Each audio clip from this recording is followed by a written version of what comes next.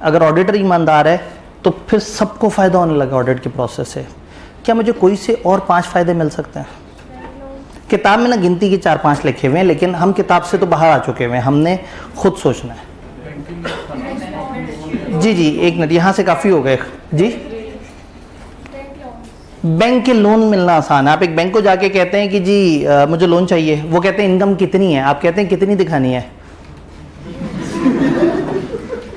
तो वो तो कहेंगे अच्छा भाग जाओ दौड़ जाओ, मतलब ये किस किस्म के आदमी हो तुम। तो जब आप बैंक के पास जाएंगे और कहेंगे लोन चाहिए, वो कहेंगे ज़रा अपने क्रेडिबल अकाउंट्स दिखाएं ताकि हमें आपकी वर्थ का अंदाज़ा हो। तो उस पर एसेट्स लिखे होंगे, लाइबिलिटीज़ लिखी होंगी, इनकम लिखी होगी, एक्सपेंस लिखे होंगे, एक तगड़ी ऑडिट फर्म के साइन मौजूद होंगे। तो बैंकर जो है वो उस ऑडिटर की, चार्टर्ड अकाउंटेंट की रिपोर्ट को देखेगा, उसे चूमेगा, साइड पर रखेगा और कहेगा बस तुम लोगों के बारे में जो डाउट था वो इस कागज़ ने क्लियर कर दिया है, जो तुम्हें लोन दिया। इतनी वर्थ है साइन की। आपके एक साइन पे करोड़ों अरबों रुपए के फैसले होते हैं। आपको थोड़े से पैसे मिलते हैं, लेकिन फैसले आपके साइन की बेस पे काफ़ी ज़्यादा होते हैं। तो अगर वो साइन गलत कर दिया ना, तो बस फिर आखिरत तो तबाह है ही है, दुनिया में भी जलील होके रह जाएंगे। लेकिन आज वो टाइम नहीं है। वो टाइम आएगा जब हम एथिक्स में आएंगे, इंटेग्रिटी की बात होगी, तो उधर मुझे फिर एक इमोशनल स्पीच करनी पड़ेगी। लेकिन आज फिलहाल बाकी तमाम चैप्टर्स में मान लेते हैं कि ऑडिटर नेक नियत होता है। और कोई फ़ायदा? डिसीजन मेकिंग बेहतर हो जाएगी सबके लिए। सबको जो इन्फॉर्मेशन मिलेगी वो रिलायबल होगी, वो भरोसे वाली होगी, उसके ऊपर ट्रस्ट ज़रा ज़्यादा आ रहा होगा। और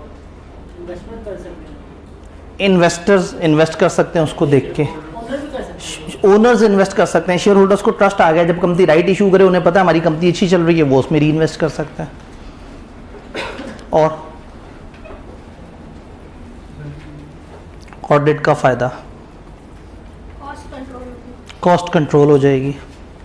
पता है जहाँ से कहानी शुरू हुई थी उस फ़ायदे तक अभी आप पहुँच ही नहीं रहे। ओनर जिस गरीब का इदारा है वो कितना सुकून में आ जाएगा, उसको कितना इजी हो जाएगा कि हाँ भाई मेरा इदारा बिल्कुल सही चल रहा है। उसको गवर्नेंस पे भरोसा हो जाएगा कि मेरे इदारे में स्टैट्यूटरी रिक्वायरमेंट, जो लीगल रिक्वायरमेंट वो पूरी हो रही हैं, नॉन स्टैट्यूटरी रिक्वायरमेंट, गवर्नेंस और ये सारी चीज़ें भी बड़ी अच्छी चल रही हैं।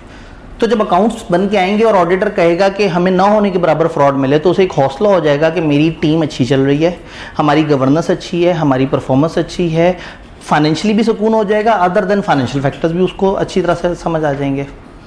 और वो मेरे एग्जाम्पल में एक ओनर था। कंपनियों में क्या होता है, शेयर होल्डर्स मुतमईन हो जाएंगे कि हमने जिन लोगों पे भरोसा किया है, जिन डायरेक्टर्स को हमने इख्तियार दिया है, वो कंपनी को बड़े अच्छे तरीके से लेके चल रहे हैं। और कोई फ़ायदा? अकाउंट्स एग्जामिन होंगे, अकाउंट्स में जब एरर्स सामने आ जाएंगे तो ऑपरेशनल एफिशिएंसी बेहतर होगी, बिजनेस भी ग्रो करेगा। एक कंपनी जब अपना ऑडिट कराती है तो इसका मतलब है कि जब सबको पता ऑडिट होना है तो वो काम भी ध्यान से करेंगे। फिर भी कोई गलती रह गई तो हो सकता है ऑडिटर की नज़र में आ जाए। और अल्टीमेटली जब इदारे पे बाहर के लोगों का भरोसा बढ़ेगा, अंदर के लोगों का भरोसा बढ़ेगा, कॉन्फिडेंस ज़्यादा होगा, इदारा ज़्यादा अच्छे तरीके से चलेगा और ज़्यादा ग्रो करेगा। तो अगर पेपर में ऑडिट के फ़ायदे आ जाएं तो आपको ज़रूरत ही नहीं है कि किताब की किसी सफ़े को आपने याद किया, वो आपके जहन में कॉन्सेप्ट होना चाहिए। हाँ, घर जाके मैप क्या होना चाहिए, एडवांटेजेस ऑफ ऑडिट, नीचे 4-5 कीवर्ड्स लिख दें। Credibility for share holders, important for owner, improvement of process, whatsoever. मतलब ज़रूरी नहीं आप पूरे जुमले लिखें, बस आप लेक्चर के बाद एक सफ़े पे उसका एक मैप सा बना लें और आपको हो कि हाँ भाई आज हमने ये बात पढ़ी थी। जब पूरा चैप्टर खत्म हो जाए तो एक मास्टर मैप बना लें जो पूरे चैप्टर को 1-2 सफ़े के ऊपर कैद कर ले। तो अल्टीमेटली आपके जहन में वो मैप होना चाहिए कि आप एक दफ़ा देखें एडवांटेज ऑफ ऑडिट और तकरीबन 30 सेकंड में आप दोहरा लें कि उसमें क्या क्या फ़ायदे होते थे। क्लियर?